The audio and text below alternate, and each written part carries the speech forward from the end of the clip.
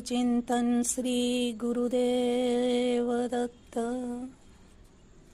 વહાલા સબસ્ક્રાઈબરો તથા